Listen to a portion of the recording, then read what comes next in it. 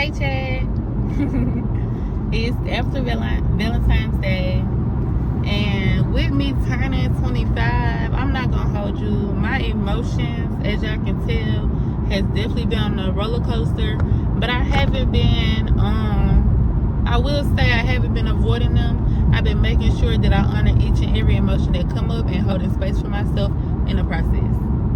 But, well, there's really no but about it. But yeah, I'm making this video because my brain was pondering about the concept of growing up early, or me being 25, like they telling me I need to grow up and that I'm not a little girl no more. But mind you, I'm under the impression like I never had the chance to be a little girl.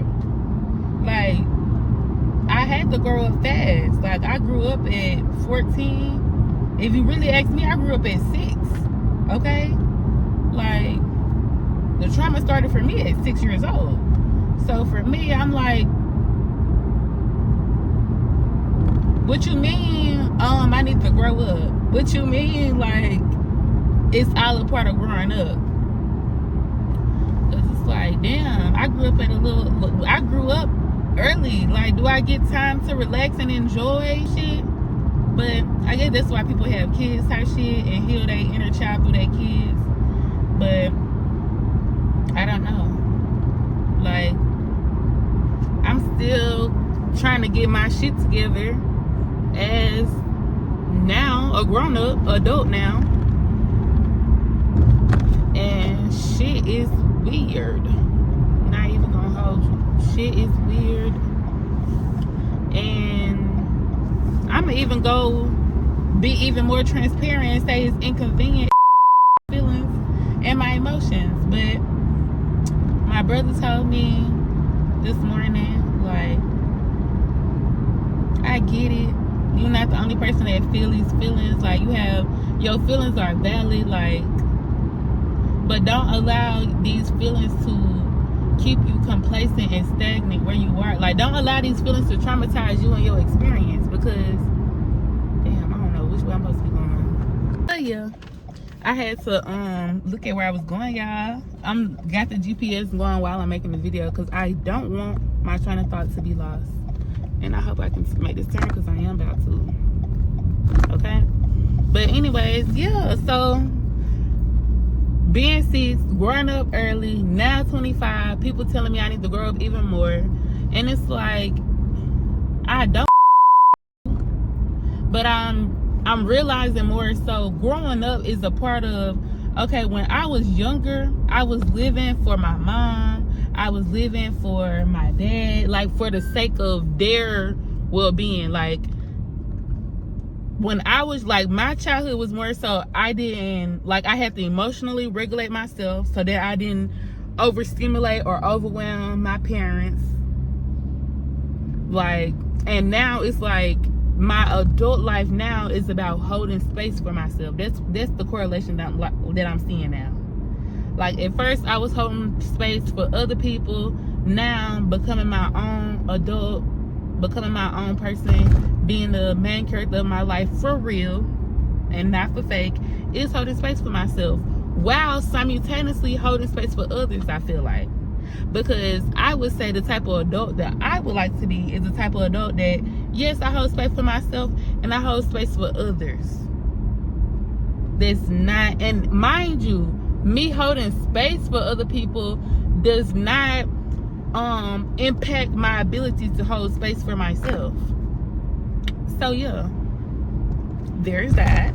So yeah, I want to be the adult that holds space for myself in this present moment, still holding space for my loved ones, and even then holding space for my inner child, the 14-year-old version of me. Because not only does she still, like, is she still alive and kicking within my spirit, but also people are growing up. Like, I be so focused on my pain and my struggle that I forget the world around me. And that, what I feel like, is a narcissistic trait that I am going to break intentionally. Because yeah, can't be doing that. You matter, they matter, all y'all matter. So how about you honor your feelings? Because I understand people say stuff to hurt your feelings. But how about in doing so, you hold space enough for them to understand why they did what they did? Because everybody not out to get you. Everybody is not out to get you. Well, hold on. Everybody is not out to get you. And you'll dead ass be amazed. You will dead ass be amazed by the people that's actually rooting for you and supporting you if you stop focusing on like being like selectively only focusing on the negative shit that people do in your life and focusing on how to prove that point of people doing negative shit in your life. Because just like you find strategic and creative ways to paint a negative picture, you can find strategic and creative ways to paint a positive picture. Because mind you, life is neither good nor bad, it's neutral. Life is neutral. You put the feeling onto life on what life is, if it's good or if it's bad. And me, I know this for a fact. That's why I'm making videos like this, to start putting shit into perspective for me. Because me just living in my head don't give me the full space that I need to really put shit into perspective. Because I am human. I am not a licensed professional. I'm not a licensed professional nor therapist. So yeah, I'm just myself that has like a good dose of curiosity, and the curiosity intrigues me to figure out what's going on. That's really all it is, honestly. And I told my brother today that I'm definitely signing up for therapy soon. Because sometimes I feel like YouTube is like a form of therapy where sometimes you just need to release the shit out. Like making these videos is a way of just releasing the shit that you feel out so that you don't keep that shit bottled in. And like I said, putting shit into perspective so you know how to move on with a solution or perspective or insight. Like, that's how I see it. Because shit like this help me push it into perspective. Like, okay, I'm not the only person going through this shit. And while I'm going through it, I want to find a way out. I want to move on. So this gonna be the way that I do that. And this the way that I do it. And that's okay. I don't need nobody validation to tell me like, oh, you're doing such a great job with coping with life that way. Like, no, this is what I'm choosing to do because this is what feels good as to me. Like, making this video, about to go home, rub my feet together. I just picked up me some chocolate covered strawberries for my birthday. Like, yes. Today, I thought it was going to be a very emotional day, but it's not at all. I thought I was going to keep holding on to rage and anger, and I didn't. I said, you know what? That rage and anger. I'm about to express myself raw and uncut to who I feel like who I want to hear it or who needs to hear it, and actually to really clock my teeth when I really be going through shit. It's like I be the person that I deem hear me, see me, speak to my soul type shit. That's the person that I be taking my anger out on, and that comes from people doing it to me. And that's why when that person that I when I found, like, projected that anger onto, like when they got me right, they being my brother, when he got me right, yeah, I definitely got right. I was like, you right, you true, you didn't. I said, you right, every bit of it. Like, I take full accountability. You did not deserve that. And I will correct my actions, because in order to show you that I do love you genuinely and let that love be even more rooted in love, I have to act as such, and I have to make sure that my actions align. So yeah, accepting the feedback, accepting accountability, and accepting that even though I don't consider myself to be a bad person, sometimes my actions do hurt people's feelings. And I'm not even gonna cap. Sometimes I don't even know how it hurt their feelings or what, but I do be receptive when they tell me. And that's what made me a good person. Being open and receptive to the feedback. Mind you, I value accountability and integrity. Mind you, my love language is accountability. So who am I to refuse accountability when I choose to hold everybody around me accountable? So yeah, clock that T. And that's on growth, actually. First, I would get sidetracked. I did say I had to go to the post office. So that's what I'm about to do. So yeah. Life is only what you make it. God blessed us with this life. God blessed us with the power of our tongue to speak over our life, to speak what we want into existence. And God also provided us with the will and strength to turn our dreams into a reality. And resilience and determination. All this shit. Like God provided us with every resource we needed to turn our dreams into a reality. And not only that, he provided us with every resource to make our life worth fulfilling. Fulfilling and worth living in that fulfillment. So yeah. What are you doing with the resources that God gave you? Are you introducing heaven on earth to yourself and the people around you? Because that's the least that you could do for yourself and for your loved ones, is show them that heaven can be on earth. And when I say show you and your loved ones, I'm basically saying when you show yourself that you're worthy of heaven being on earth, you will directly show the people around you that they are worthy of the same thing. It's science. Look it up.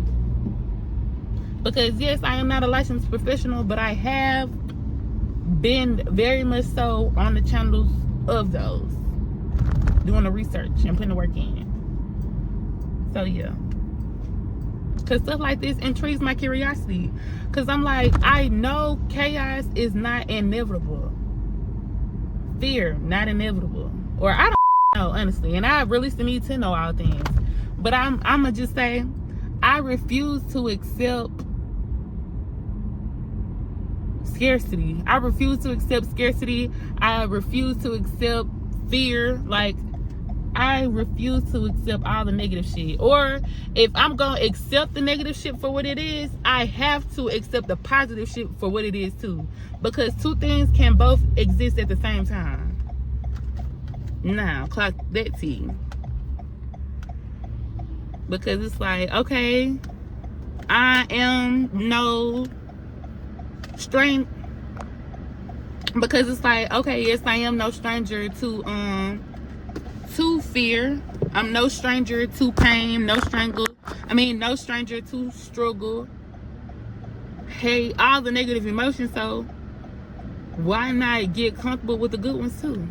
And I think that is like the light bulb that just went off in my brain. Like, my brother, like, I love him so much. I love my family so much. Let's really clock the T. Shout out to my family. Shout out to my family. Shout out to my family.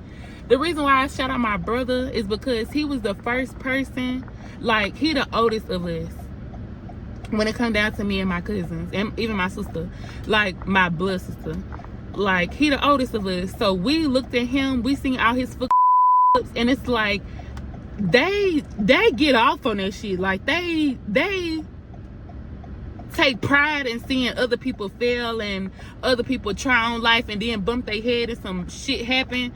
Me, I'm more so like, I'm learning from those experiences. Like, I give my brother so much pride because despite it all, this man has went to jail.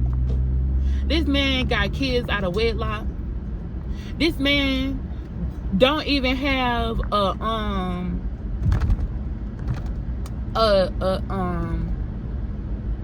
I'm trying to think of a like, I'm not trying to paint this. Basically, this man has the average man, this man has the average life of the typical Black American man from the South, and definitely from the hood.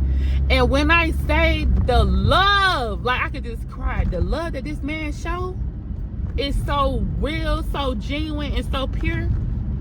And the reason why I fuck with him so hard is because He don't try to be nobody but himself, and I love him so much for that. When people would make him feel bad for being himself, when I say people, his own family included, ever since this man was a child, I could just cry because I feel him so much, and he don't understand it. Like, ever since this man was a child, his family did nothing but look down on him and talk shit to him about who he is and what type of man he should have been, could have been, and all this, that, and the third. And mind you, y'all talking about what type of man he should be, could be, all this, that, and the third. Mind you, they all older than him. And they women. They older than him, and they women. They don't know what the it's like to be him. They can only observe. Okay? They can only observe and judge, but at the end of the day, I have no clue what it's like to be a black man because I will never be a black man. And like, he deserves so much love. He deserves so much. And he damn sure deserves respect. The most respect. Because this man, y'all, like I said, he had to grow up early just like I did. We all had to grow up early. So the fact that he grew up so early at a young age, the fact that he wasn't born into resources, the fact that he wasn't even born into guidance, and the fact that he went to jail, had kids out of wedlock, still trying to come up with financial security and even stability from being his own self, I applaud him because every day he chooses to wake up and get it. Every day he chooses to wake up. Do you know how isolating and suffocating a life like that is? You don't. And like I said, he the oldest. So it's like, it's me, his youngest brother, my oldest sister, and my other youngest sister. Like, I mean, youngest cousin that I call, like, all of us looking up to him and just watching all the shit that he go through, and everybody just judging him. Whole time, ain't nobody calling that man, you all right, you good? You straight? Nobody but his homeboys. Now I see why he goes so hard for his homeboys. And what's so tea about my brother, he still holds space for his mama, still holds space for his grandma, still holds space for everybody that he fuck with. Hold on. I ain't mean to be rude. My name is Chris. I'm gonna call the street over here just trying to see if someone help me get some oil over here. Anything will help. The lady right here just gave me $2. I'm just trying to get like $6 to give me some oil. Anything will help. So I won't miss my motor. Like, what it is. She the first person who helped me out. She gave me $2 return. Yes. Everybody would have told me all the white people. Yeah, I only got this change right here. I'm so like, okay. Ain't nothing wrong with it. Here you go. You welcome. But yeah, fact still remain. My brother deserves his flowers, and if I know that's gonna give it to him, I'm gonna make sure I give it to him because he deserves the world, y'all. My brother told me today, like, despite it all, he still want to be the person that people rely on, that people can call on. People, the same people that judged him about everything that he been through. The people that he can't even, people hit whole house that he can't even stay by because they talking about some money that he took when he was 14, 15, 16, 18 type shit. And mind you, this man 27, 28. Mind you, like I said, this man didn't grow in. This man took from people because he couldn't get it from nowhere else. And people don't understand, as the person that used to be on it, like, and mind you, the people that judge him from taking shit from them, they used to be on the same shit. Okay, but the reality is, when you a person that take from people, it's because you don't have nothing. You doing your best trying to make ends meet for yourself. You asking people for help, they ain't doing nothing but turning you down. Every which way you looking for people help and everybody turning you down. What you gonna do? Of course you gonna take it. It is what it is. This country rooted in scarcity as it is. So the fact that people is advocating for abundance and introducing heaven on earth, introducing abundance, like, that's real shit. That's real shit. That's real valuable shit.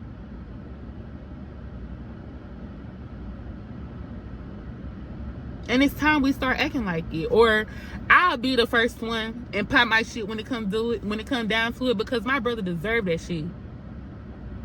For real. And he just don't know how much I look up to him. Like,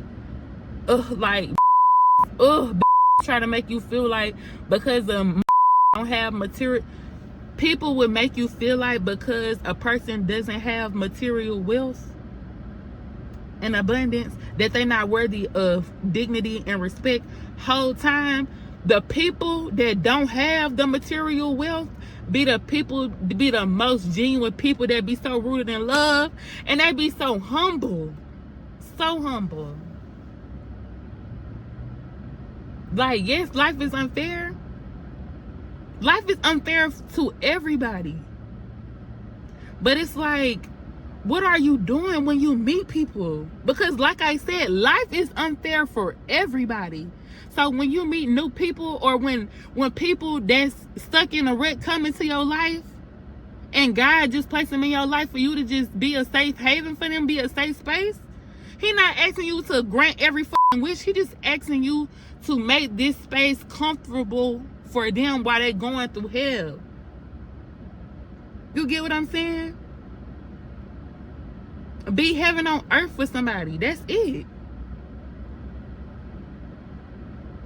That's it. Be heaven on earth for people. That's it. Because regardless on what their intentions is, it's the whole point of introducing heaven on earth to people that deserve it. God rewards those that introduce heaven on earth to people. I'm not saying be dumb and naive either. Protect yourself. But I'm saying clearly, as plainly as it is, everybody out here struggling. Everybody out here had to grow up easy. Everybody had to grow up early and shit. And I grew up watching Disney Channel, like the princess movies and shit like that. And at first, for a second, I wanted to resent and get mad about whoever created the illusion that shit like that was possible. But whole time, that's not an illusion. That's dreams turned into reality.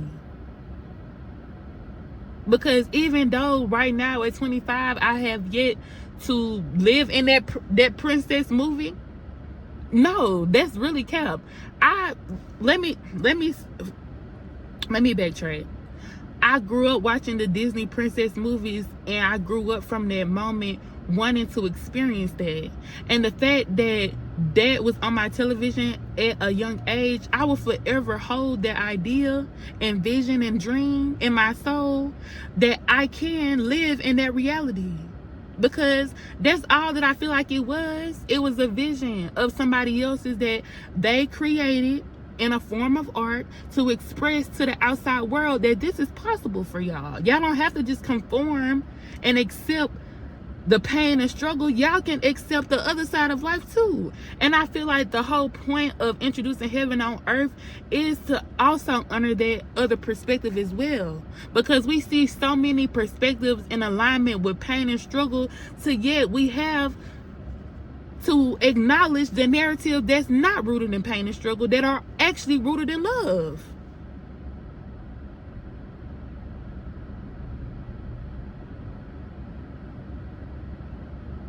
And I think that's the takeaway for today. So I love you, hotties, and y'all have a good day. Make it a great day or not. The choice is yours. Life is what you make it, and you deserve everything that you want. You wouldn't hold that desire in your heart to have those things if a version of you didn't already have it. It's just a matter of you aligning to the frequency and vibration of that version of you that already have it, so that you receive it now, in the present, in this lifetime, as the version of you that has it.